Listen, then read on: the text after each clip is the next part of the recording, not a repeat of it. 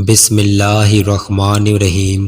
السلام علیکم ورحمۃ اللہ وبرکاتہ۔ حضرت ابو ہریرہ رضی اللہ تعالیٰ عنہ بیان کرتے ہیں، رسول اللہ صلی اللہ علیہ وآلہ وسلم نے فرمایا، میری ساری امت کے گناہ قابل معافی ہیں مگر وہ لوگ جو اعلانیہ گناہ کرتے ہیں، اور اعلانیہ گناہ کرنا یہ ہے کہ آدمی رات کے وقت کوئی گناہ کا عمل کرے، پھر صبح ہونے پر کہتا پھرے، اے فلاں میں نے رات کو اس طرح کیا تھا، حالانکہ اللہ نے اس کی پردہ پوشی کی ہوئی تھی اور اس نے رات اس طرح بسر کی کہ اس کے رب نے اسے چھپا رکھا تھا، اور جب صبح کرتا ہے تو اپنے اوپر سے اللہ کے پردے کو اٹھا دیتا ہے۔ حضرت ابو ہریرہ رضی اللہ تعالیٰ عنہ بیان کرتے ہیں، رسول اللہ صلی اللہ علیہ وآلہ وسلم نے فرمایا، کیا تم جانتے ہو کہ کون سی چیز زیادہ تر لوگوں کو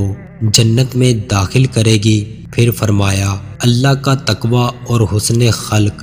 کیا تم جانتے ہو کہ کون سی چیز زیادہ تر لوگوں کو جہنم میں داخل کرے گی؟ پھر فرمایا، دو چیزیں منہ اور شرمگاہ۔ حضرت بہز بن حکیم اپنے والد سے اور اپنے دادا سے روایت کرتے ہیں، انہوں نے کہا، رسول اللہ صلی اللہ علیہ وآلہ وسلم نے فرمایا، اس شخص کے لیے ہلاکت ہے جو بات کرتے وقت جھوٹ بولتا ہے تاکہ وہ اس کے ذریعے لوگوں کو ہنسائے، تو اس کے لیے ہلاکت ہے، اس کے لیے ہلاکت ہے۔